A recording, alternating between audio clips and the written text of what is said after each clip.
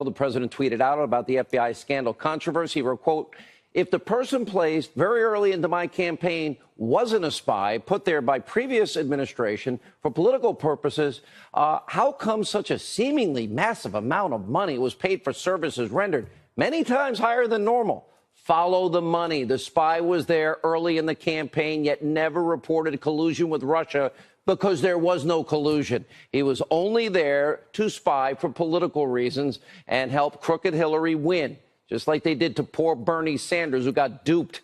That's so true. Joining us with reaction, Republican Congressman Jim Jordan. Matt Gaetz, no one ever talks Bernie Sanders. The whole thing was rigged.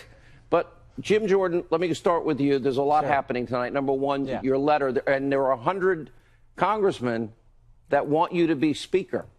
And frankly, I would like to see you be the next speaker. If and when there's a race, Sean, I plan on being part of that discussion.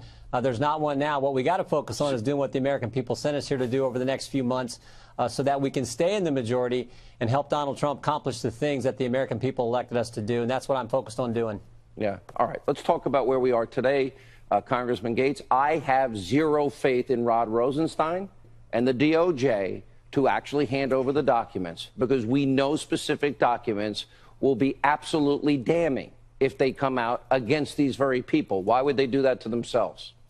Well, and Sean, that's one of the reasons why I don't believe at the upcoming meeting that Chairman Nunes is having with members of the intelligence community that there will be any production of documents, and that's deeply concerning to me.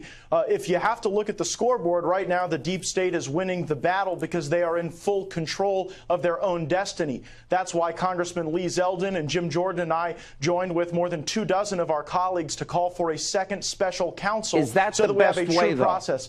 Jim, Absolutely, Sean. You think it is the best? Well, the Inspector General's ridiculous, because he's 18 months into the Clinton email investigation. We don't have that kind of time. Well, and Sean, this will be a reason for them to delay the Inspector General report, because now we're back in Inspector General land, and so now we won't get the answers on Hillary Clinton. Well, as he fast said it as we was need separate to. and apart, and that has already been handed over, as I understand it. Jim Jordan, here's the problem we have, though.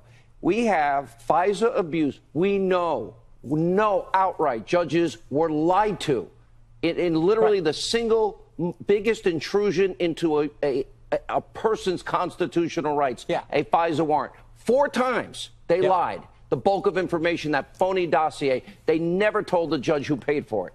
Right. 4 Sean, judges. The Department of Justice says, don't worry, we can investigate ourselves. Even though, as you say, they took a dossier to a secret court to get a secret warrant, didn't tell the court who paid for it, namely the Clinton campaign, didn't tell the court that the author of the document, Christopher Steele, had been fired by the FBI. They say, don't worry, we can investigate ourselves, even though it now appears there were paid informants who were hanging around the periphery of the Trump campaign.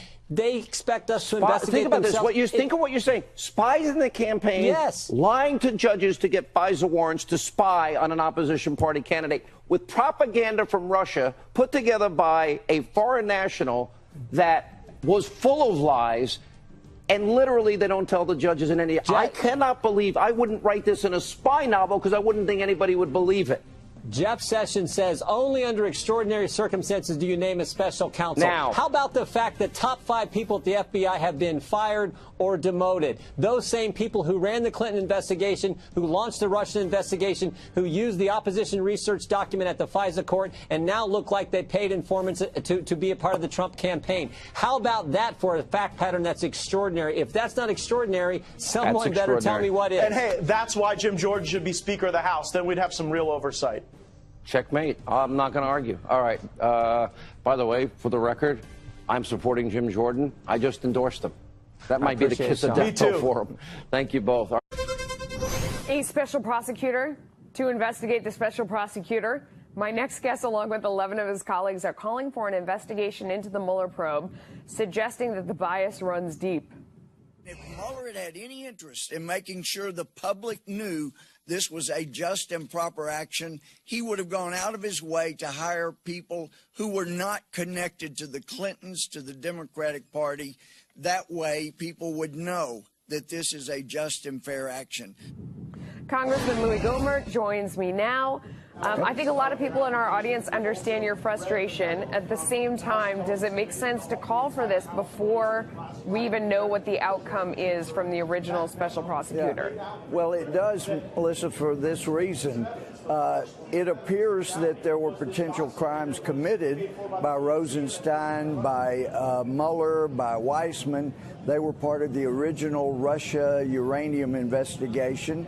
They knew that Russia was attempting illegally to get possession of our uranium, and they even had a person inside the operation that was helping them establish a case.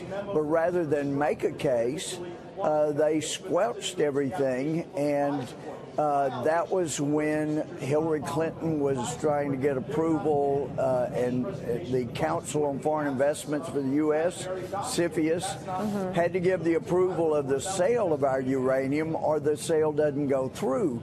And if the sale didn't go through, $145 million doesn't appear in the Clinton Foundation coffers, along with the Clintons being enriched in apparently other ways. So really, they did the unthinkable and had their informant forced him basically to sign a non-disclosure agreement. And those were people that should have been the last possible people in line to ever investigate anything to do with Russia and the Trump campaign, because they had to keep the statute of limitations running on themselves. But does putting another special prosecutor in place, does that solve that problem? Because, I mean, we're kind of proving that, you know, by virtue of putting somebody in this position of investigating, that it doesn't, you know, necessarily have the best investigation and the best outcome. It seems like compounding the mistake. Well, that's because of who was put in place. Rosenstein and Mueller, if they'd had any ethical aspect to them at all, they would have said, Rosenstein would have said, look, you know, I've been going before the FISA court and agreeing to submit things that were a fraud upon the court. So I'm not a good person to appoint a special counsel. They should never have been. There are potential crimes that had occurred, and unlike investigating the Trump campaign, where they couldn't really specify a particular crime that may have occurred, there are specific criminal offenses that appear to at least be worth investigating. But before we run out of time, I just want to ask you, it doesn't seem like there's anybody who could do the investigation who wouldn't be accused of being political or doesn't have a dog in the fight. I mean, does that person exist that everyone would accept the outcome of it and not say that they had a vested interest?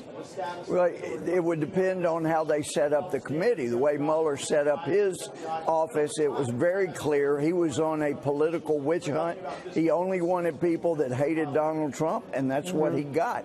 People that loved Hillary Clinton and hated Donald Trump. So he established right away exactly what he was up to. It was a witch hunt. It was a political hunt. And so, yeah, you can find those people that do vote in elections, but they don't contribute to one side or another. They don't go out and condemn one candidate over another. They've got a clean record, and they pursue justice, and not just us in the Department of Justice. So. We'll see. Congressman, thank you for joining us. We appreciate it. Let me tell you something that I know for a fact. This informant, this person that they tried to plan into the campaign and even into the administration, if you believe Axios, he's not the only person that came at the campaign. And the FBI is not the only Obama agency that came at the campaign. I know because they came at me. And I'm looking for clearance from my attorney to reveal this to the public. This is just the beginning. President Trump's former campaign advisor claiming the Obama administration had multiple sources and agencies embedded in the Trump campaign. Here now to react is Andy McCarthy. He's National Review contributing editor and former assistant U.S. attorney for the Southern District of New York. These are pretty disturbing charges, Andy. Do you take them seriously? Well, I do take them seriously, David, because my view of it has been from the start that once you know that they went to the FISA court, to me, as a former prosecutor who worked on wiretaps and with informants, it's a much bigger deal to go to a court to get a warrant than it is to use an informant. Well, it does look, from what we know now, from what people have told us about the way in which these informants or agents, whatever you want to call them, are working with suspects, people in the Trump campaign, it looks like people were targeted with the attempt to bait them into saying something about the Russians, even if there was nothing to say about the Russians. Yeah, well, that's a pretty common thing with informant cases. That's why in so many of them you get an entrapment claim, and there's always a big to-do about whether the person was predisposed to, engage in whatever the behavior is that the agents were. Well, from what you've heard so far, do you sense entrapment here? I think there's a difference between legal entrapment, which is very difficult to make out, and equitable entrapment, which is when the agents are pushing really hard. But it looks to me, two things to remember about this, David. Number one, this is a counterintelligence investigation. So in theory, they're not trying to make a criminal case. But are they trying to feed them things to get them to say that Trump is somehow complicit with Russia?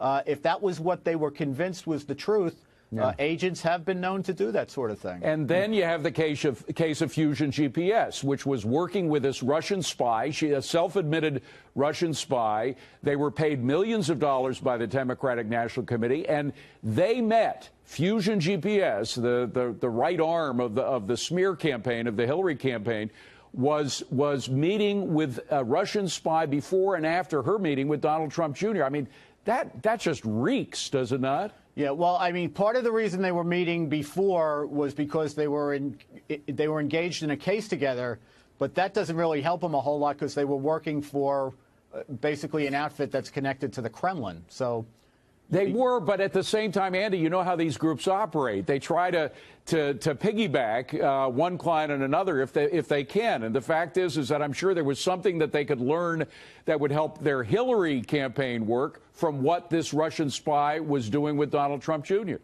Yeah, well, I think, David, that there's no question that what went on here was politically motivated. I think if you go back to the beginning of the FBI's investigation, where it really got jump-started was when some of these people who had Russian connections like Manafort and Page entered the Trump campaign. I really think that we're going to learn that was the kicking off point. And they may have had legitimate concerns about the backgrounds of some of these people, but there's a real political overlay to this. Well, I don't like to quote people who I have on as guests, quote their own work, but in this case, you spoke in an article that you wrote for National Review. I'm sure it's right then. Well, I'm sure you'll agree with your own words, but I just want to put it up on the screen because it's very salient to what we're talking about. It's all about the question of abuse of power. If counterintelligence authorities were exploited to spy on a political campaign in the absence of strong evidence that the political campaign was in a traitorous conspiracy with a hostile foreign power, that would be a major abuse of power. Is there evidence to believe that abuse of power took place? I think it looks right now like an abuse of power. Now, I think this is in the end what we're going to end up arguing about, because if there really was strong evidence, it would have been irresponsible for them not to conduct an investigation. But if they don't have strong evidence, they have to know better than to go after a political campaign. So the president has ordered a further investigation. We heard about it yesterday afternoon. And the critics say, well, this is political interference in a law enforcement matter. That's not right. To which you say what? I say two things. Number one, the president's in charge of the executive branch. And if there was misconduct in the executive branch, it's the president's duty to find out about it. So they answer to him. And the other thing here that's very important, David, is this was a counterintelligence investigation. I know I'm like a broken record saying that, but we don't want political interference in law enforcement proceedings. It's true that we don't want the politicians deciding who gets indicted. But counterintel's a whole other ballgame. It's done for the president. It's for the president's mission. Right. Absolutely. Andrew McCarthy, there's a reason why they call you the best. Good to have you on, sir. Thank you very much. Appreciate it. Dave.